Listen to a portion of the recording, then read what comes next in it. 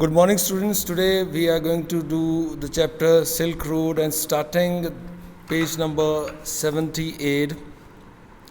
And I was served by the Chinese youth in the military uniform who spread the grease around on my table with a filthy rag between bringing me a glass and a thermos of tea. And the passage starting from I served by Chinese youth in military 2, a sentimental outburst. A sentimental outburst. Okay? So, in this passage, what he said. So, first look at the word meanings. Filthy. Filthy means very dirty. Rag, scrap cloth. Solitary, private. Confinement, it means detention or captivity. Stark means plain. And sanctity, it means pure or sacred. Pure or sacred. Okay, so what he said in this passage, the protagonist was served by a Chinese boy who was wearing a military uniform. He spread the grease around his table with a dirty cloth and brought him a glass and thermos of tea.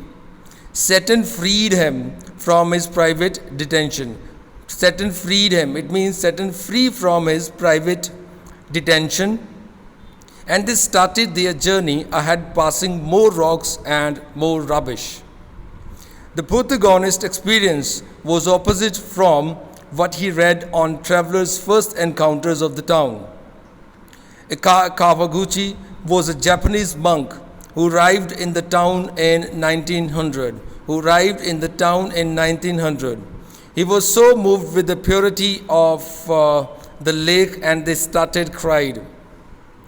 When he just visited in the year of 1900, Japanese monk, he started crying when he just saw the lake, when he just feel the purity of the lake.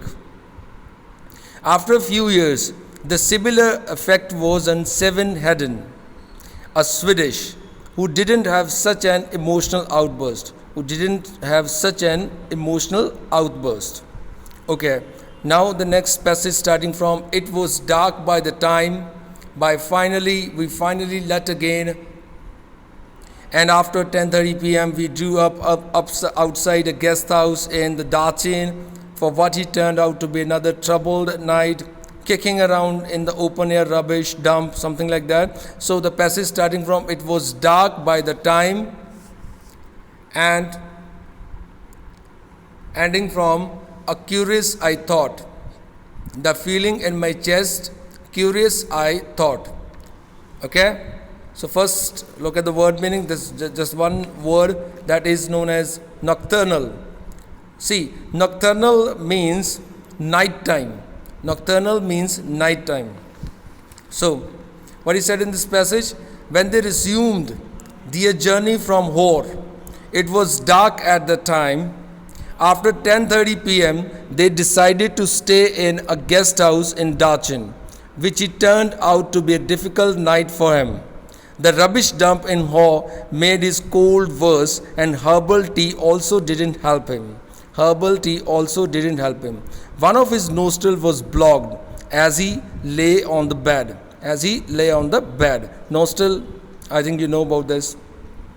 So he was not getting sufficient oxygen, and he checked his watch.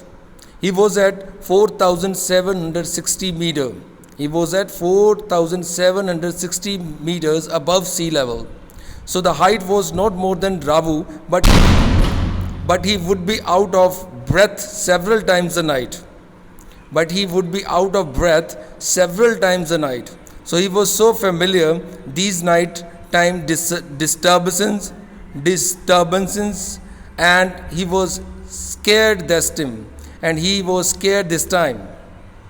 He started breathing from his mouth, and he was tired and hungry. He was very tired, dead tired and hungry. He switched back to breathing from single nostril. As soon as he was about to sleep, he would wake up shortly.